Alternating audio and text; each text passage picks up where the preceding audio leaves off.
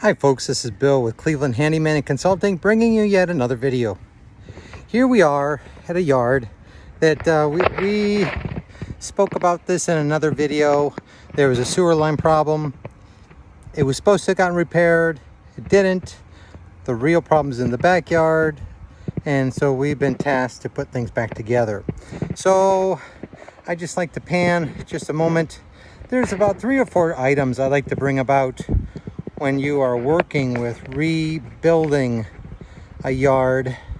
And this is probably about 3/4 of the way there already. Wow, there's a lot of items here. One of the things I like to talk about is the slope. The slope of the yard is very important. So in the curb lawn here, we're trying to make everything flat.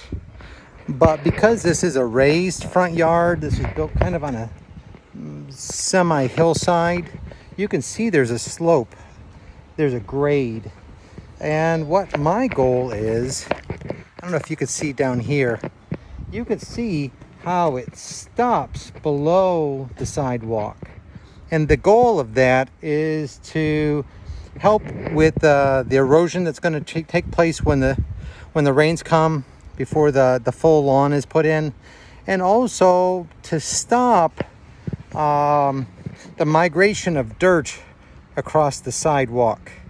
So my goal is to stop it here. And if you notice, I've stopped it probably about 4 or 5 inches, but I have to rebuild the sidewalk. I have to bring it back about 4 or 5 inches. We've done a good job of stopping it at the sidewalk. It had gone about halfway through the sidewalk after the excavators had left. So we've been pushing it back, putting up the dirt up against the wall where there was a big hole, and also we've been hauling some dirt away as well. So slope is very important. Grading. This is the degree of the grade, the slope. This is really important when you're rebuilding a front, backyard, a slope, whatever it is.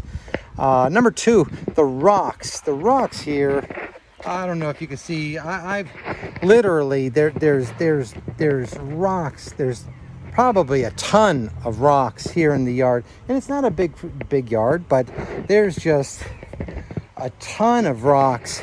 And my encouragement is always to remove as much debris from the yard as possible.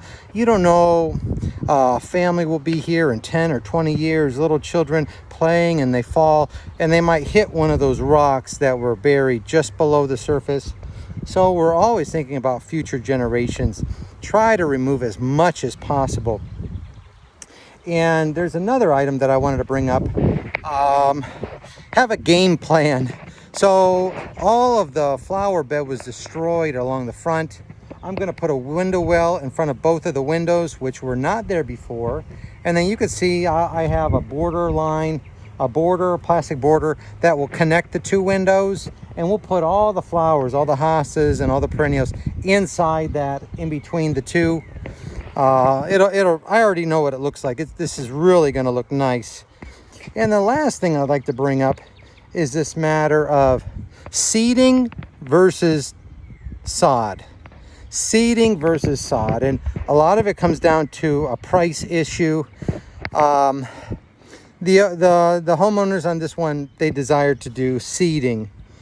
It might take a whole year for there to be a full, lush green lawn here. It might take several reseedings. Depending upon the weather, depending upon the temperatures. We'll water twice a day for 2 weeks, but then for the homeowners to continue that watering cycle as the grass continues to grow. When you have sod, you have instant grass, and we've already done a couple videos on sod. There is a price issue there, but sometimes I'll be honest, it's in the long end, it's worth it to have a green lawn complete the day that the contractor puts it down.